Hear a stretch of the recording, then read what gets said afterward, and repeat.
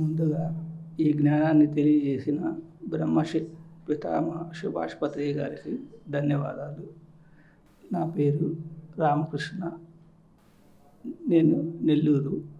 1997 ఆగస్టులో ధ్యానంలో ఎంటర్ అయ్యాను. నేను ఒక మిత్రుడు సాయిబాబా గుడిలో క్లాసులు జరుగుతున్నాయని చెప్పి తెలియజేశాడు. అక్కడికి వచ్చాను మెడిటేషన్కి. అక్కడ ఆనందరావు గారి క్లాసెస్ జరుగుతూ ఉన్నాయి. ఆనందరావు గారి క్లాసెస్లో చాలా ఆయన స్పీచ్లో చాలా అమృతాన్ని, ఆనందాన్ని చూడగలిగాను. కానీ అంత తెలిసి కూడా నేను ధ్యానంకు వస్తూ ఎవ్రీ సండే వెళ్ళేవాడిని క్లాస్కేమో. ఇంకా ఏదో ఉంది తెలుసుకోవాలి, ఇంకా ఏదో ఉంది తెలుసుకోవాలని చెప్పి ఆ క్లాస్కేమో ఆబ్సెంట్ పెట్టను. సండే వెళ్తాను, వెళ్ళి సబ్జెక్ట్ వినేసి మళ్ళీ వస్తాను. ఇంప్రూవ్మెంట్ అనేది ఏది తెలుసుకోలేకపోయినా ఇంకా ఏదో ఉంది ఇంకా అని వెతుకుతూ ఉన్నాను. ఒక సమయంలో అలా 7-8 సంవత్సరాలు జరిగిపోయింది. 8 సంవత్సరాలు జరిగిన తర్వాత ఇక్కడ అన్నదాన సమాజంలో పెంచలయ్య గారి ద్వారా భీమవరం మాస్టర్ తటపర్తి వీరరాఘవ గారి క్లాస్కి అటెండ్ అయ్యాను. ఆ రోజు జ్ఞానోదయం అయింది. శ్వాసభేద ధ్యాస అనేది ఇంతకు మించి నది సబ్జెక్టు ఇంకెక్కడా లేదు. ఇన్ని రోజులు, ఇన్ని సంవత్సరాలు మనము టైం వృధా చేసాము. ఇంక నుంచి మనము ప్రతి విషయంలోనూ ఎరుకతో ఉంటూ క్లాసులు కండక్ట్ చేస్తూ దీనికి ప్రకృతికి 10 మందికి తెలియజేయాలని ఆ రోజు అనిపించింది.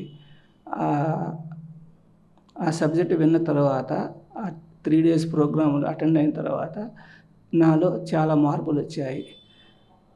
నేను ధ్యానంలోకి ఎంటర్ అయినప్పుడు నాకు ఏ విధమైన ఒత్తిడి లోపాలు లేవు తెలియదు. ఆకతాయిగా వచ్చాను. కానీ కొన్ని ప్రాబ్లమ్స్ మధ్యలో ఎదురైనప్పుడు ఈ ధ్యానం నన్ను తెలియకుండానే ఆ ప్రాబ్లమ్స్ నుంచి బయటకు లాగింది.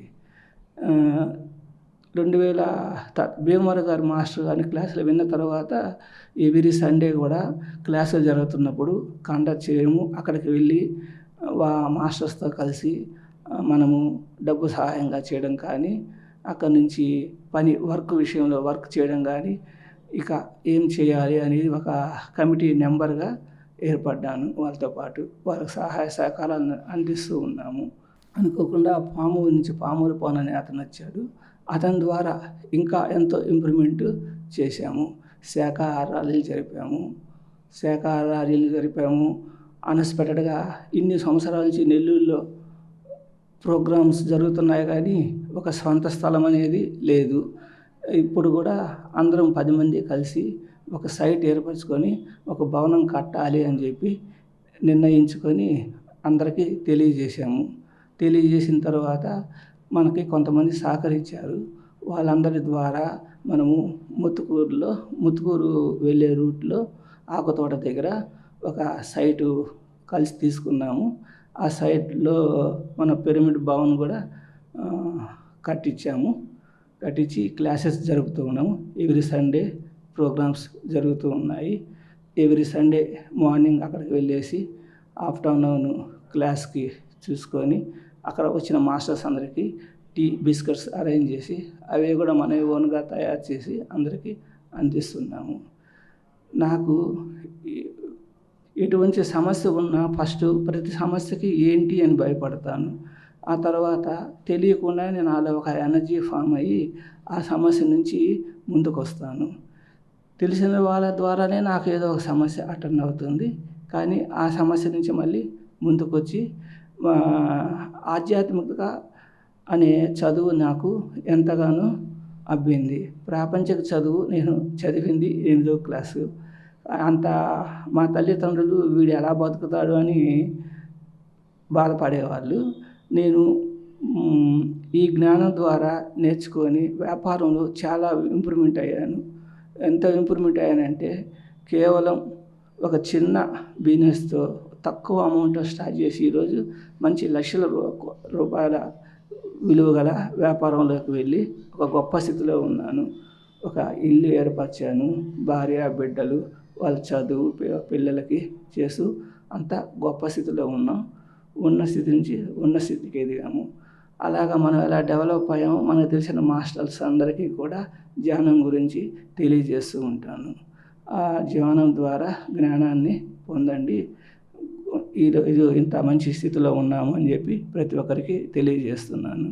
నా తరపున కూడా చాలామంది క్లాసులకి వచ్చి అటెండ్ అయ్యి ఒక గొప్ప మార్గాన్ని చూపించారు అని అంటూ ఉంటారు. లాక్డౌన్ విషయంలో వచ్చినప్పుడు ఏంటంటే తెలియకుండానే నాకు కూడా కరోనా వచ్చింది. ఆ టైంలో ఆ 4 days ఆ 1 week మెడిటేషన్ అనేది నాకు కుదరలేదు. రెగ్యులర్గా నేను ఎప్పుడు పడితే ఏ టైంలో 3 hours 4 hours ఒక ఏరియాకి వెళ్తే పౌర్ణ ధ్యానం అంటే 4 hours మెడిటేషన్లో కూర్చుంటాను. పిరమిడ్కి వెళ్తే 7 hours మెడిటేషన్లో కూర్చున్నాను.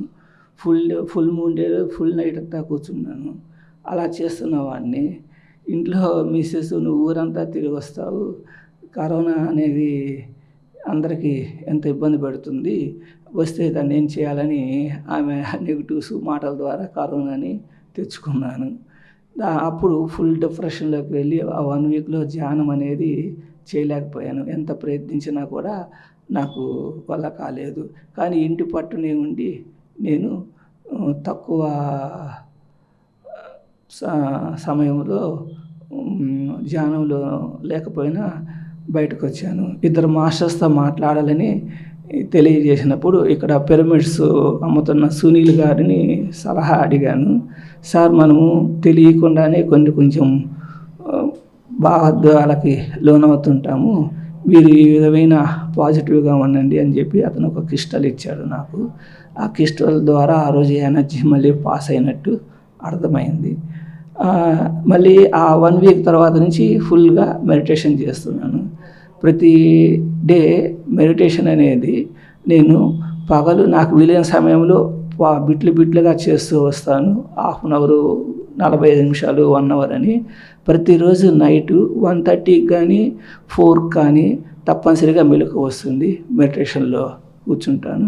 మెడిటేషన్లో కూర్చొని 2 hours మెడిటేషన్ చేస్తాను ఎవ్రీడే. ఒకరోజు వచ్చి ముందుగా మెలకువ వచ్చిన రోజు 3.5 hours చేస్తాను. ఈరోజు అందరం గొప్ప స్థితిలో ఉన్నాము.